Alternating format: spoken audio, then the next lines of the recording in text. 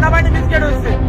ওই দিন পিলখানায় 57 জন সাংবাদিক মুন্নি সাহার স্বার্থ সংশ্লিষ্ট একটি ব্যাংক হিসেবে গত কয়েক বছরে 134 কোটি টাকা জমা হয়েছে। বিভিন্ন সময়ে এই হিসাব থেকে তুলে নেওয়া হয়েছে 120 কোটি টাকা। আর্থিক গোয়েন্দা সংস্থা বাংলাদেশ ফাইন্যান্সিয়াল ইন্টেলিজেন্স ইউনিট আলোচিত ব্যাংক হিসাবটি শনাক্ত করেছে। সম্প্রতি অস্বাভাবিক লেনদেনের জেরে ব্যাংক হিসাবটি জব্দ করে বিএফআইইউ, কিন্তু ততক্ষণে 120 কোটি টাকা উঠিয়ে নেওয়া হয়। ব্যাংক হিসাব জব্দ করায় আটকে গেছে বাকি 14 কোটি টাকা। মুন্নি সাহা গণঅভ্যুত্থানে বিতাড়িত আওয়ামী লীগ সরকারের সুবিধাভোগীদের অন্যতম একজন।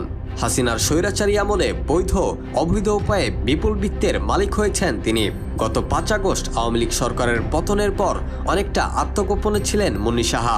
এর মধ্যে গত 30 নভেম্বর কারওয়ান বাজারে এলে জনতার বিক্ষোভের মুখে পড়েন তিনি।